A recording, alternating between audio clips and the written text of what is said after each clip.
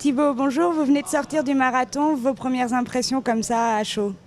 Ça a été quand même assez compliqué à gérer. Il a été techniquement assez compliqué pour moi parce que je me suis un petit peu battu sur les 8 obstacles avec le cheval de devant à droite. Le cheval a gagné, il m'a embêté sur 2 obstacles, sur 2 courbes à droite.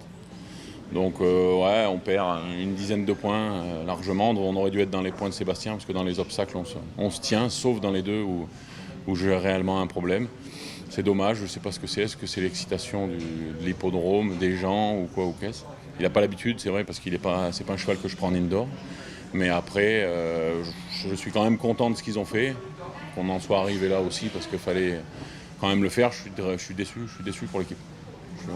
Cet obstacle numéro 2, c'est celui aussi qui a posé problème un petit peu à Sébastien. Comment vous l'expliquez?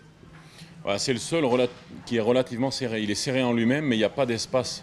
Les autres, quand on regarde la zone d'obstacle par rapport à la zone publique, il y a grosso modo entre 5 et 10 mètres tout autour. Là, il n'y a pas de zone, on va dire, publique. La rambarde qui fait tout le tour est tout de suite à 3 mètres à côté. Donc en fait, c'est un obstacle qui, par rapport à l'espace de tous les autres obstacles, qui fait quasiment la moitié. Le terrain, on le craignait très roulant. Il est en effet très roulant. Comment il est? Il est ouais, en effet très roulant. Moi, j'ai raccourci mes guides pour justement être un peu plus au contact des chevaux et pas me faire surprendre par le fait que la voiture roule énormément. J'ai l'impression qu'il devient de plus en plus glissant. Parce que ce matin, à force que tout le monde ait marché, tout le week-end dessus, il était très dur. Mais les chevaux, à force de passer, le dégradent. Et il passe le tracteur avec la lame. Mais les 2-3 cm de surface restent meubles. Et on a fait déjà 2-3 dérapages, nous notamment dans le 2. Assez sympathique. Je pense que ça va être sympa en fin de journée. Du coup, pour les prochains concurrents, vous pensez que ça va vraiment faire la différence, ce terrain?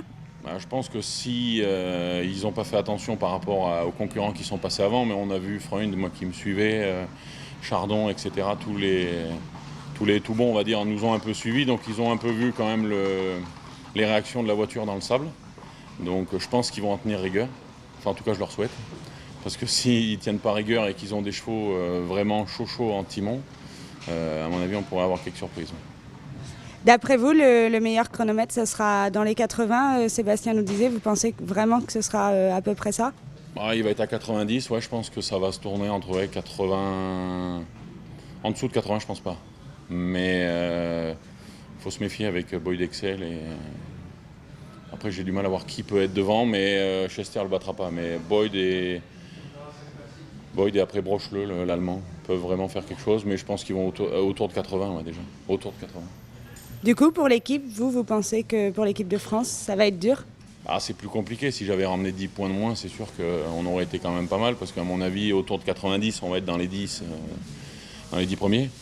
Là, c'est vrai que moi, à 100, c'est plus compliqué. Donc maintenant, il faut qu'on mise un peu sur Stéphane pour que ça se passe mieux. Et puis que Benjamin, pareil, n'ait pas d'ennui. Parce que c'est vrai que ça saute quand même assez vite à la figure.